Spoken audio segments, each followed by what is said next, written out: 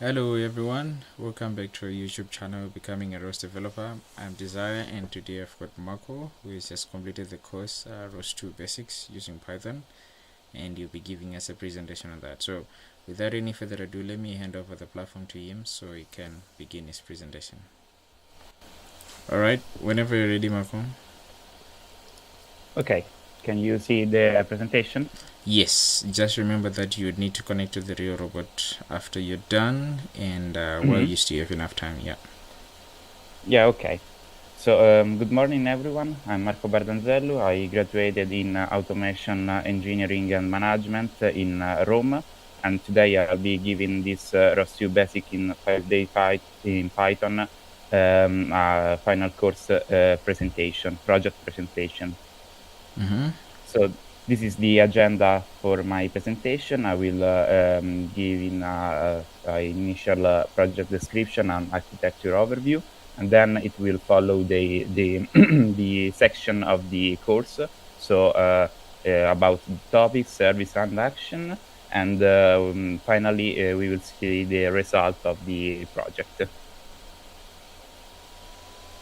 So about the project description, the goals was to implement all the section of the course. So implement ROS2 topics, services, and action, and practically is make the robot follow a wall on its right hand side in a simulated and then real environment with a fixed distance of 0.13 meters, and validate the control law and the ROS2 architecture on a real robot.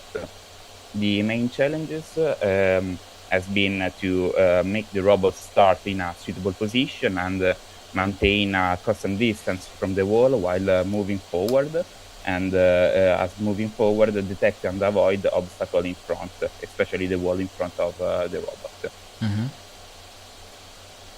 So about the architecture overview, the nodes, the ROS2 nodes present in the code will be the wall follower that has inside the motion controller and act like a client for the services and action. The wall finder, that is the service server that will expose the find wall service that will align the robot with respect to the wall, facing it, and then turning the robot in a way that the wall is in his right hand side. Then before moving, the the record ODOM action is called, and it will collect the point, the moving point of the robot, the point of the moving robot as a feedback, and then we'll after a loop of the movement of the robot is reached, the action will stop will actually stop the robot. So the interfaces of this project has been about the topics, the scan topics with the classical laser scan messages, the command bell for moving the robot, and the ODOM for register the odometry. For the services, we have the defined wall with an interfaces defined in the course, and also action, the as his own interface ODOM record dot action. So the execution flow is what I've illustrated before. First of all, the service find wall will be called. Then the record ODOM action is will accept the goal, and then we can the wall following loop will start, and the robot will drive until a lap is done. I think I can stop here and illustrate the real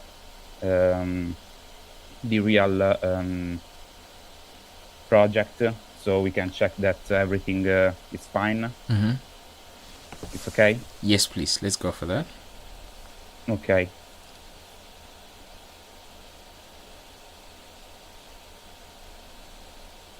So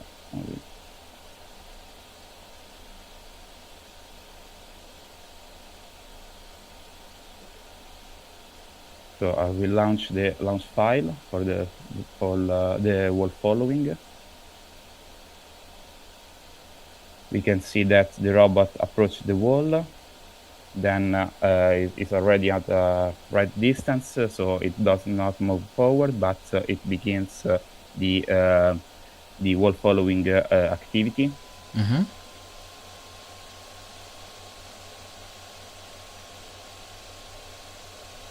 We can see that it turns right in the corner, and then I will explain the general architecture and the controller that was chosen for the task. Okay. We can see in the terminal that basically there are two modes for the controller. The follow mode when the robot goes straight, and the avoid mode when the LiDAR detects the front distance to be low respect the front. So here the robot has completed this lap and has returned nearly his starting position, and the robot was stopped. We can see the number of return oddon points and the total distance traveled by the robot. All right.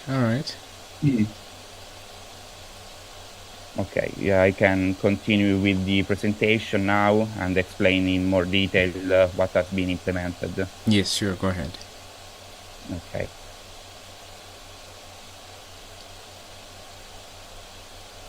So first of all, the wall following.py, the script that makes the robot follow the right side wall at a fixed distance.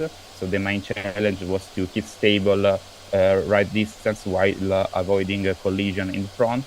The solution has been the implementation of a finite state machine controller with two states or modes, with measurement coming from the LiDAR sensor.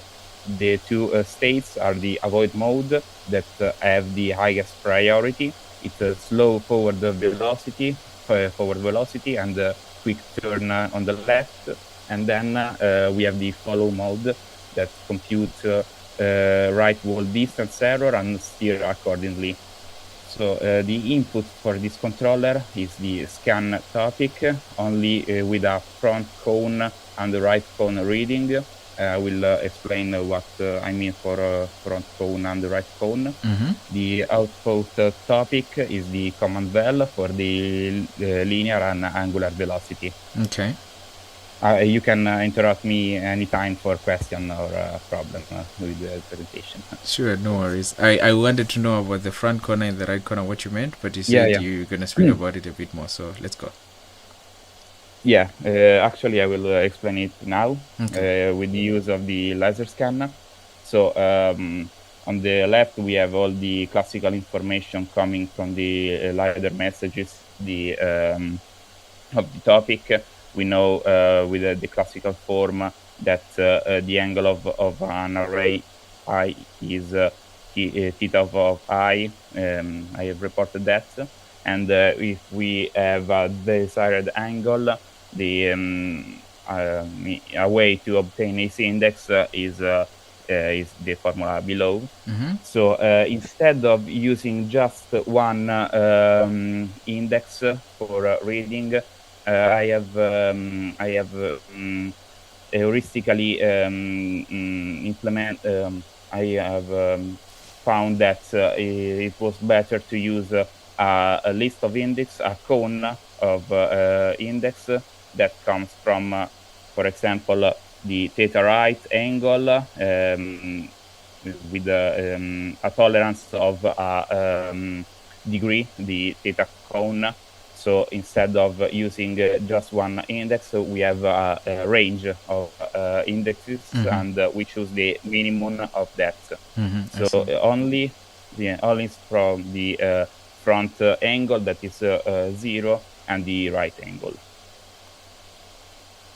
So the motion controller that has been implemented has these two modes, the avoid mode that detect the front distances, and if it is inferior to a certain distances, it will slow the forward velocity, and it will turn the robot to the left, as we have seen in the demonstration. Can you And tell me? All yes. right. So can you tell me something about this? When the robot transitioned to the avoid mode, right? By how much do you reduce the linear velocity? Because I did notice it did not stop completely. It was quite smooth. So No, it's not stopped, but has a very little velocity. okay. So So it's just a drop in linear different, velocity and different from the normal cruise velocity. okay. I see. All right. Very nice. To have a smoother movement. So I will proceed with the following mode that essentially determine the distance error from the here there is a typo. It's not the front, but it's the right.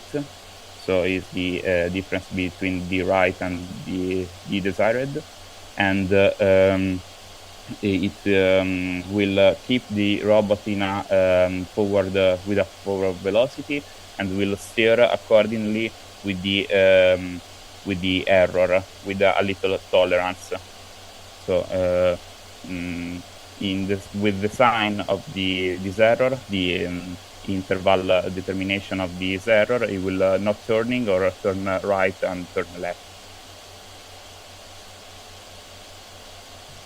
So with the wall finder, I have implemented the classical ROS2 service architecture. So the goal was before starting the wall following, wall finder will find the nearest wall and face the robot toward it and approach it to a fixed distance, and rotate the robot so the wall is on the right.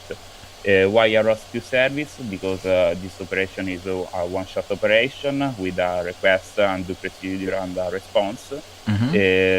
So also the wall follower node will block until the alignment is done and it returns true.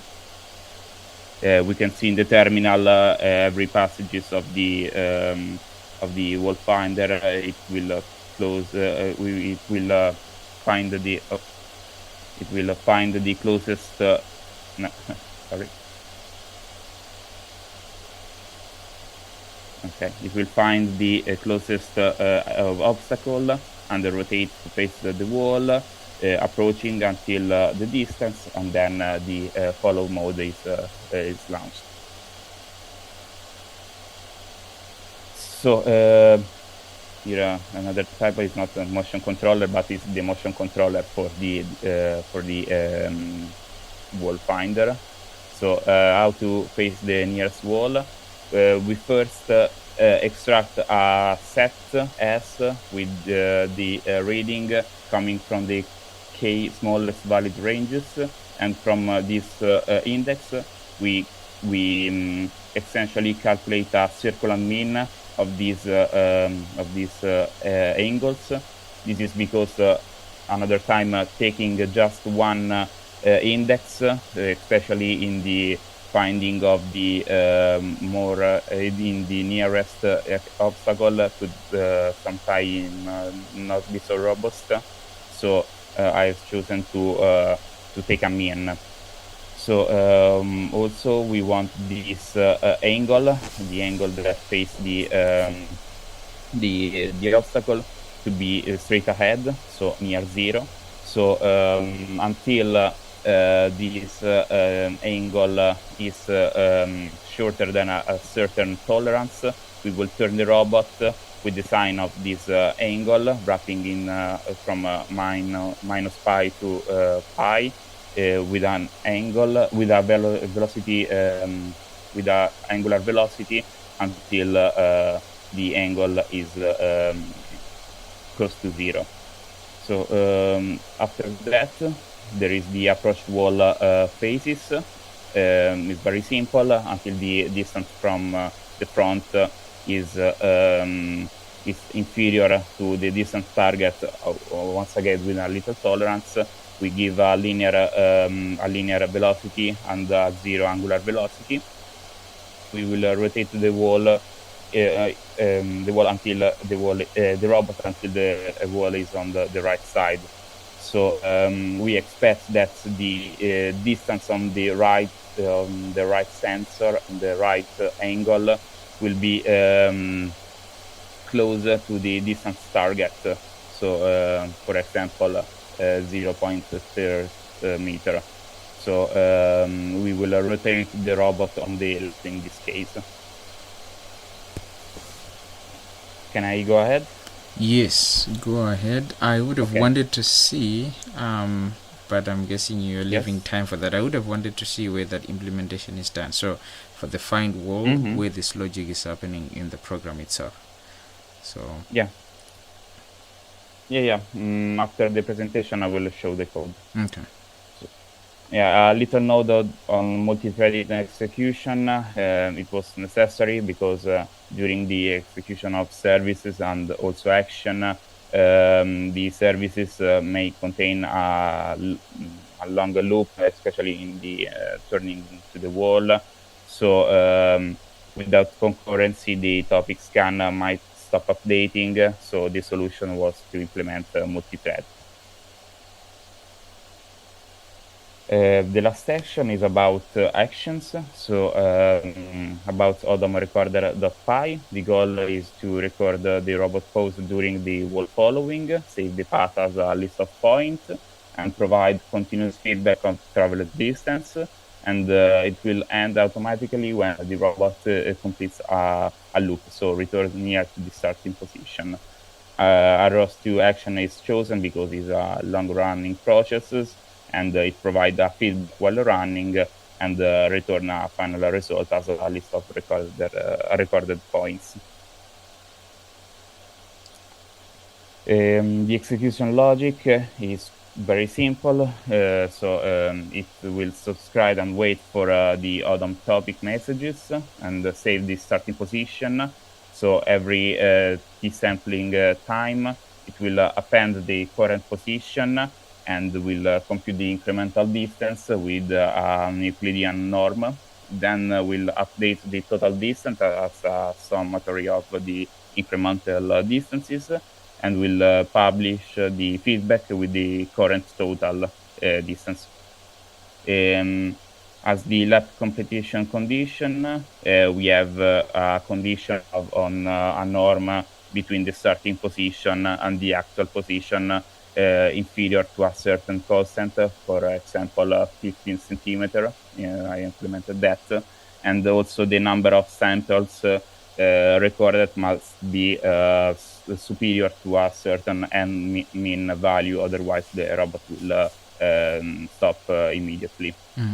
So after this competition, the action will succeed and return a list of odom points, and also the client wall following.py will stop the robot. Once again, the multi-thread here is necessary for running concurrently the callback action and server, and topics and subscription callback. Just a quick video about the simulation on Gazebo, because every robotic project must be first simulated, so in a simulation environment like Gazebo. So the first step of the project was to simulate the robot, and then after the simulation, we have a validation on the real robot laboratory. So this is quite the same video that I've shown in the demo. Okay. So the presentation is done, and you asked me to see in the code. Yeah, so I want to see the logic for finding the wall, right? And then you can at least explain in more detail why you think you need multi-threading there. Because I don't think it's quite obvious, since you said that for services, right, you have to wait for the response to come through. So why would you need concurrency? Yeah, just a second, because I forgot to stop. Okay.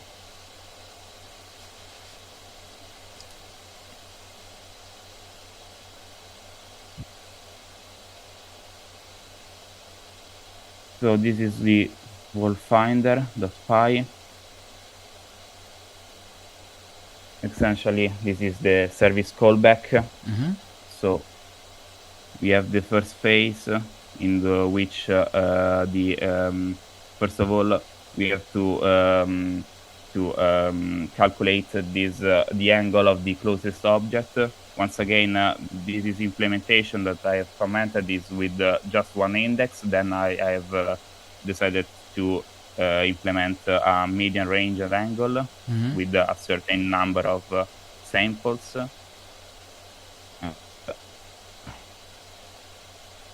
The function is right is right here.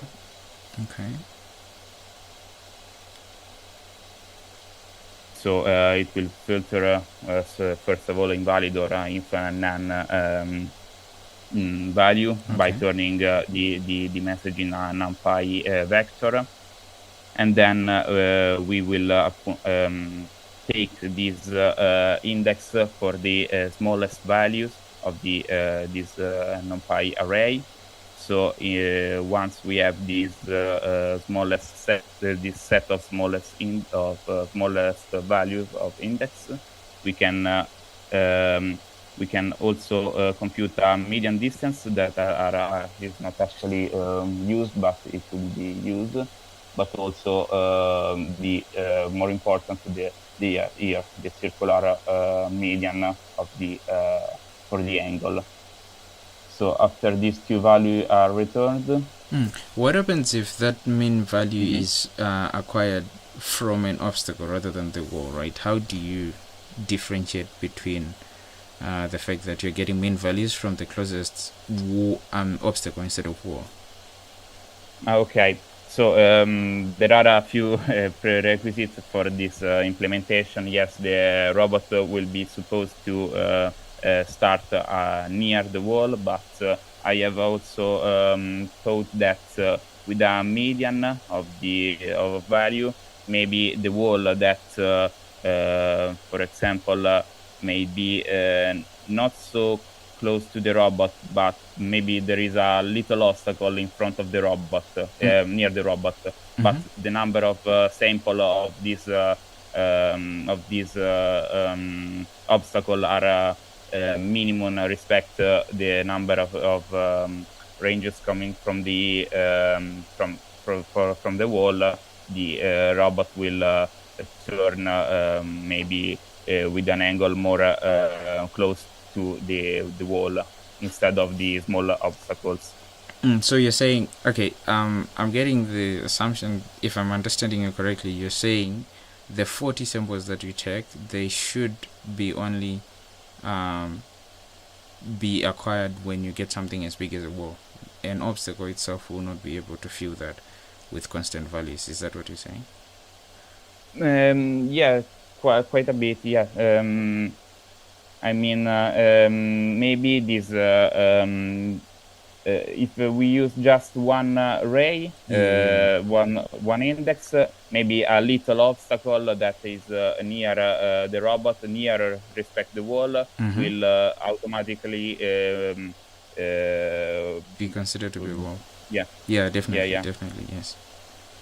All right. So a median was better. Yeah, I thought. Very nice implementation, this one. Thank you. So after the angle of the minimum after this angle is calculated, we have the 3 for loops, while loops. Actually, we have to compute this angle each time on the while turning the robot. But here is the control law about turning speed with respect the sign of the error. So if we have good alignment, it will break the loop. Then it will move forward. So the logic is the same with check on the on a condition, and a publish on the command val with only a forward speed. Actually, if we are really close to the wall, we can put a slower speed other than the normal forward speed, cruise speed. The last one is the same, while loop with a condition and publishment of a command velocity. Very well done. Thank you so much, Marco. So let's wrap it up here and we'll finish our conversation. Alright.